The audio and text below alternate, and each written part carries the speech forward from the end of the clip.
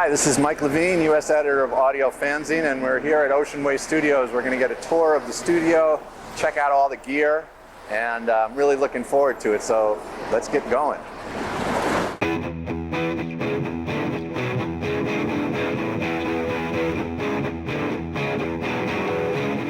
All right, so we're in Ocean Way Studio B. The studio was built by Bill Putnam, who was Bing Crosby's engineer. It was opened in August of 1957, and it was financed by Frank Sinatra and Bing Crosby. And Bill Putnam was a leader and a high-demand engineer of the day at the time. He, helped shape the technologies of the echo chambers and the multi-band equalizers and acoustical treatments that happened, like in this very room. And nothing has basically changed since 1957 in this room. Wow. So you're literally walking back into a sonic temple, per se. Wow. So a lot of great hits have been coming out of this room. Everything from Radiohead to These Boots Were Made for Walking to countless and countless of records and soundtracks were done in this room. Let's talk about the special features of this room. Absolutely. Well, let's start off with the drum rails. It lowers down, and you can, record your drum set, vocals, whatever you want, and baffles that obviously. But it mechanically comes down. There's a battery upstairs in the roof, and like these tiles and everything has not basically been untouched. Wow. Since the 1957. You'll see pictures, and you'll see literally the tile on the floor where Frank Sinatra was standing is right there. Wow. Next door is another ISO, but actually it dates back to TV recorders were used to be a post house, and they just score live to film, like to the screen. And then eventually they took over that and made it into an isolation room, and you can see that there's some acoustical treatments to that room as well. Uh-huh. And what do you use it for now? For isolation. Uh-huh. Drums, horns, amps. Uh-huh. It works great. And you can still see the old control rooms in there, actually. Let's walk over in there. Yeah, right this way.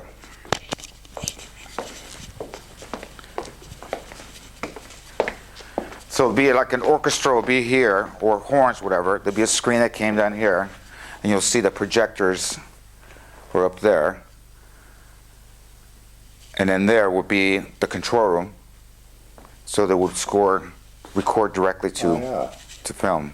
And do you still use that room as an ISO room too? Yeah, absolutely. It's great for guitar amps. Back that old sign right there used to say, recording in process or in progress or whatever.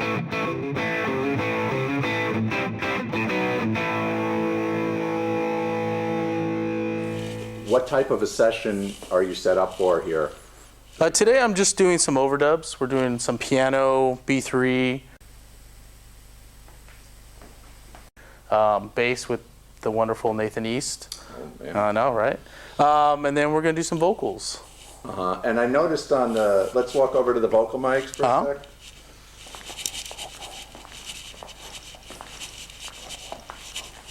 So you've got a C12 and a U47 here? That's correct. And do you have both up so you can try one or the other? Yeah, it's for an A-B we're doing. Yeah, because the artist has a voice that typically on a 47 isn't the right for him. But this is a different 47 than he's used in the past.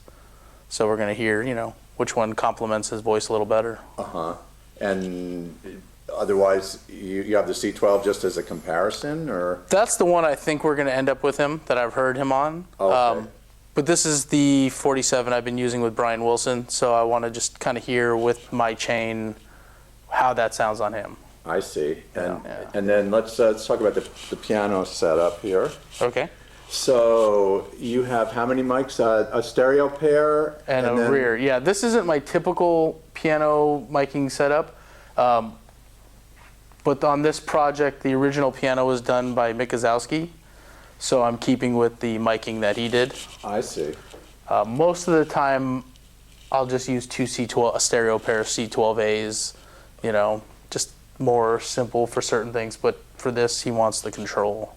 So you have, is that an 87 or a 4? 67. 67, okay. Yeah, yeah. 67, and you have that pointed down at this where the string where they cross, yeah, just to get a little more of the low end of the piano. And then you have the stereo pair of, what are those? Those are Shep's CMC 5Us. Okay. Yeah. So you get most of the sound out of those, Yeah. and then you supplement with the. Yeah, you do it to fill it in because the Shep's don't have the low end of like a C12A or a C12, something like that. Okay. Cool. You know, and then we have the M50s just for a little ambience to just kind of give a little depth. Oh, this pair here? Right. Yeah, because on some of the songs it's a little more vibey, so that he can change up the sound quite easily. I know we can't say who it is, but what type of music are we talking about? It's a little of everything. I don't even know how to explain it. It's just very kind of poppy, but not in a commercial-ist pop, if that makes sense. And let's see, what else you have set? Now this will be for Nathan's bass. Oh, okay. Yeah. So his amp will be out here, and then we'll have him in the control room. Just make communication a little easier. So his amp is going to be right where there's... The two mics are? Yeah. So what do you got there? I have a Neumann 47 FET and a Shure SM59. Separate tracks, not stereo? No, I blend them. You blend them? Yeah. Oh, you just blend them on one mono track? Yeah. And what about the B3 setup? B3, pretty straight ahead. We haven't actually mic'd that one yet. You have a Leslie? Oh, yeah, Leslie. Yeah, Leslie should be in here. We haven't put the mics on yet. Okay. But, 47 FET on the bottom, and then I'll also have a pop filter just to kind of deflect some of the wind. Oh, that's interesting. And then I've really been liking using Sony 55Ps on it, nice and even. How many mics do you end up using on the Leslie? For this, we'll use 3. This is a Neve 8068-88. It's been expanded because the 68s were 32 channel, and this is now 56. Wow. Yeah, all with 31102 modules, which is my favorite Neve module. And is there automation in this thing? Yeah, flying faders. And one thing that's really hip about this room, when they used to have the Dalcon in here, there was no shelving on the console, so they installed API 550As, all vintage ones, that you just hit the channel button and it inserts it into the path. So now what's really nice is you have, the great Neve Pre, you have the flexibility of this, EQ, but then if you want to have the color of even just the sound of the API module, and or if you want to just get a different high-end or low-end frequency, you can mix and match them. It's kind of the best of both worlds. Wow. Yeah, and this is the mic pre I was telling you about that I'm using. This, which one? This one right here on top. The source sound? Yeah. Is that a custom built? Yeah, it's a custom. It's basically an API line driver that's been modified so it can accept the microphone. Super high gain, but it's really open and pretty flat all the way up to 100K. And then underneath it is a Yuri. That's 1176. Oh, it's an 1176. Yeah, okay, silver face. Silver face. Okay. Yeah, which for some reason I prefer for vocals most of the time if I'm using 1176. Okay. And then you have a couple of old LA2As here. Yeah, and then in the rack over there on the left, well, there's the LA2As, but for the other 1176s, Right. And some of them probably made upstairs. The bottom one's actually one of the new universal ones. Oh. Sometimes you want, a little cleaner sound. And then we have the mid-range Pultec. A few Langs below that, which is great EQ. Yeah. Yeah. Silver ones. And they're great. They're very transparent. It's great on certain, like if you snare drum or certain things, you can add fundamentals that don't necessarily exist in the source. Wow. Yeah. And then we have a Compex, the one with the colored knobs. It's a compressor limiter. If you want to really get that huge drum sound, to really compress the rooms, it works well. And then obviously an original Fairchild, which we have in all the rooms here.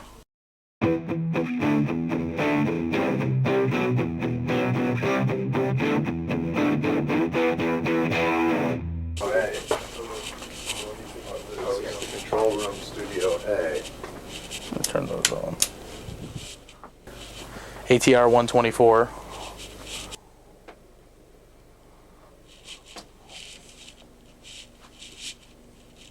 it's 2-inch, could be 24 or 16, depending on the head stack. Then a BCM 10. In this room, just outboard gear. Another Fairchild. More 1176s, Langs, you know. This gear has a little bit different outboard gear. And is there a particular reason an artist would choose A over B? Okay, well, the rooms sound different, and the console, huge part of it. You know. So talk about this console. Well, this is, you know, one of the few Focusrites that were made. You can see the plate actually shows the number of it. And the old tech here did numerous modifications on it. So unlike a lot of Focusrites that tend to be a little soft sounding, it's been opened up. They bypassed a lot of different transformers that were unnecessary. So this is all modular? Yeah, yeah. This is what Rupert made after the like the 80 series when he left Neve.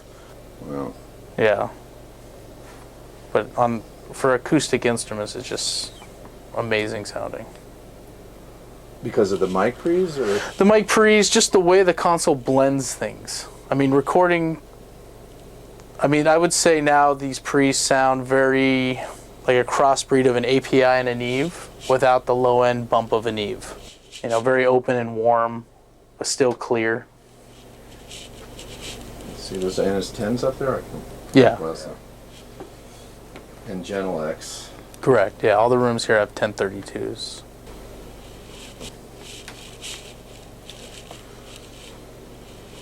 And more LA2As over there. Yeah. A couple Pultecs.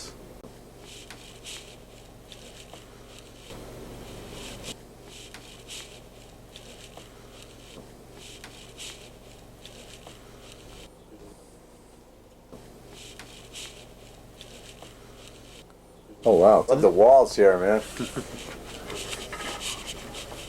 How did that get like that? That changed in the 1980s when we did the floor. We did fabrics in here. Oh, it's very cool. Like the early 80s. But it's really good sounding fabric. Right, that's the most important thing, of course. Yeah. Sounds good so you can't touch it. Yeah, these red panels. So should we go in the Sure. main room? Yeah.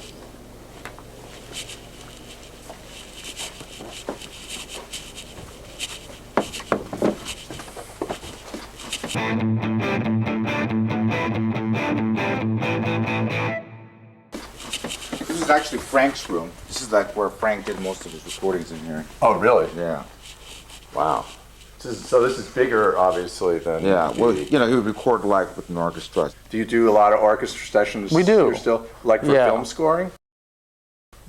For records, films, TV, and I think, you know, I'd say in the last couple of years, the more a lot of the stages have been closing, we do a lot more. So when you mic up an orchestra, you have like a bunch of room mics rather than individual. No, usually we'll have room mics obviously, and then they'll have spot mics, you know, which depending on the sound you're going for may be somewhat high or low, you know, depending on the desired sound. But not per instrument, right? Per section, maybe, or. Not when I do it. Some people might do that, but you know, typically I don't do that. Yeah.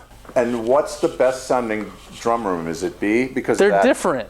I mean, I pick different rooms for different projects. B has a sound, you know, it's a very open, clear, bright room, where this is still clear and bright, but it's a more even sound. It's a little different.